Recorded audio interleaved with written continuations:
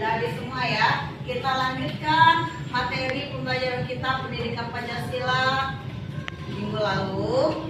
Sebelum Ibu menjelaskan materi hari ini, Ibu sampaikan dulu tujuan pembelajarannya. Yang pertama, peserta didik diharapkan mampu menjelaskan pengertian gotong royong dengan baik dan benar. Tujuan pembelajaran yang kedua, peserta didik diharapkan dapat menjelaskan manfaat gotong royong bagi diri sendiri dan lingkungan sekitar.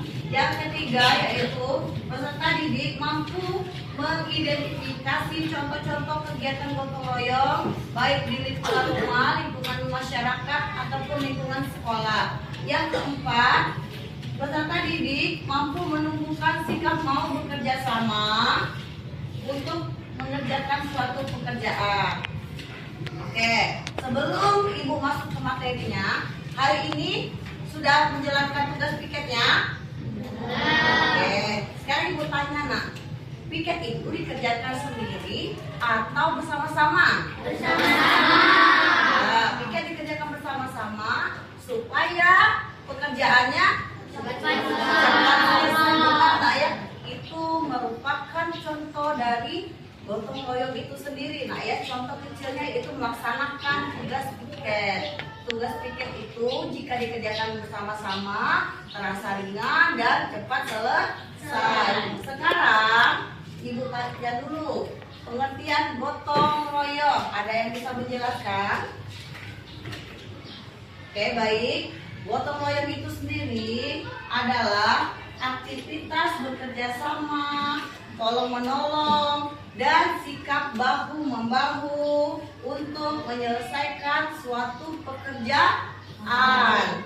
Jika pekerjaan yang diselesaikan secara bersama-sama akan terasa lebih ringan. Nah, gotong royong ini sendiri itu terkandung dalam Pancasila, yaitu sila ketiga. Yang bunyinya apa nah sila ketiga? Ya, Persatuan Indonesia. Jadi nilai-nilai gotong royong itu terkandung dalam sila ketiga. Nah ya, sekarang adapun unsur-unsur gotong royong. Unsur-unsur gotong royong itu meliputi adanya sikap kebersamaan, tolong menolong, dan rela berkorban, serta rasa persatuan sesuai dengan nilai yang tergabung dalam sila ketiga tadi ya.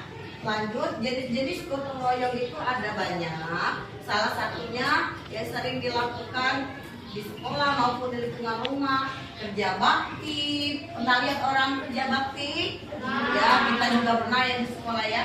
Tanggap musibah, tanggap bencana. Maksudnya jika ada misalnya yang terkena bencana kebanjiran atau kebakaran, kita gotong royong untuk membantu. Nah ya, membantu itu bukan dari materi saja, bisa dari tenaga ataupun yang lainnya.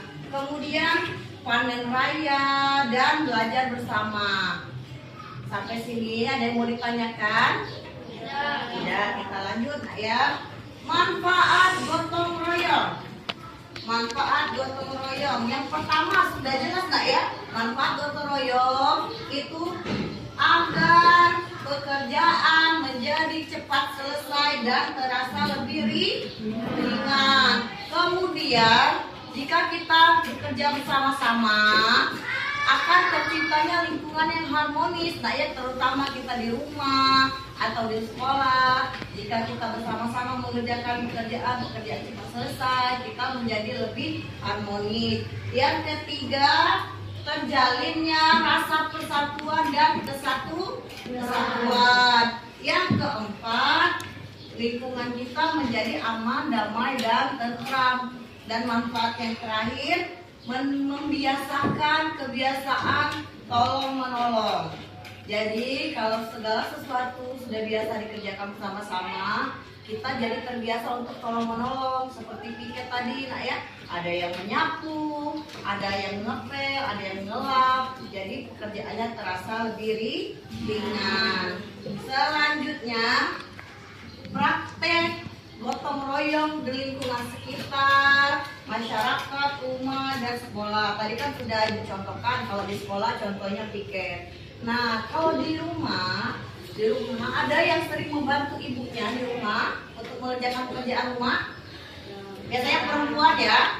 Ya, biasanya misalnya di rumah ibu menyapu, kalian mencuci piring. Misalnya ibu mencuci baju, kalian mengepel atau jaga adik. Nah ya, hal yang paling mudah sekali.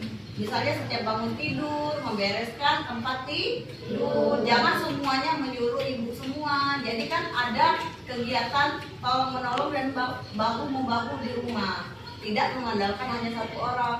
Bisa misalnya ayah menyiram tanaman, kalian mencuci piring, ibu mencuci baju. Jadi dalam satu waktu pekerjaannya cepat selesai. Itu merupakan praktik contoh gotong royong di rumah. Sekarang praktik gotong royong di sekolah tadi apa nak? Ada yang bisa mengulangi tadi? Contohnya tiket kelas. Kemudian yang sering kita lakukan pada hari Sabtu, kerja bakti bersih-bersih. Nah, bersih-bersih itu juga kan misalnya sudah membersihkan kelas, semua turun ke lapangan, ada yang mencabut rumput, ada yang mengambil daun-daun, dan ada juga yang menyapu, ada yang membuang sampah. Jadi pekerjaannya terasa lebih ringan. Kemudian praktik gotong royong di masyarakat. Biasanya itu orang tua dan bapak-bapak. Ayah pernah lihat misalnya orang tua gotong royong di lingkungan rumah kalian? Ya, contohnya misalnya pembersihan selokan, parit-parit, dan lain-lain. Itu merupakan contoh dari praktik gotong royong itu sendiri. Sampai di sini ada yang mau ditanyakan? Jelas? Jelas. Kalau jelas, silakan keluarkan buku tulis dan buku pendidikan Pancasilanya. Oke. Silakan kerjakan tugas yang ibu berikan tadi secara berkelompok, nak ya. Kelompoknya sudah ibu bagi ya. Nanti silakan kalian kerjakan. Ya, selamat mengerjakan. Oke, sudah dikerjakan tadi hasil diskusinya, nak? Oke, nanti tempat kerjanya silakan kumpul di meja ibu. Kita akhiri pembelajaran hari ini. Sebelum kita mengakhiri, ada yang bisa membantu ibu untuk menyimpulkan pembelajaran hari ini? Oke, boleh, silakan minta.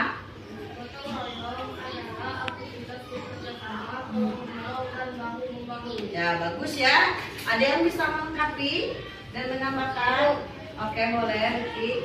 Manfaat gotong royong yaitu lingkungan harmonis, pekerjaan cepat selesai, terjaganya persatuan dan kesatuan. Oke, bagus ya. Jadi gotong royong itu sendiri merupakan aktivitas tolong menolong, bahu membahu untuk mengerjakan suatu pekerjaan yang manfaatnya sudah disebutkan oleh teman kalian, sudah jelas, untuk menciptakan rasa persatuan dan kesatuan, menciptakan lingkungan yang harmonis, serta supaya pekerjaan terasa ringan dan lebih cepat. Ibu cukupkan pembelajaran pada hari ini sampai di sini. Untuk tugasnya di rumah, silakan kalian lanjutkan mengerjakan halaman 54. Nah ya, kerjakan di rumah, nanti dikumpul di pertemuan selanjutnya. Oke, Ibu akhiri pertemuan kita hari ini. Wassalamualaikum warahmatullahi wabarakatuh.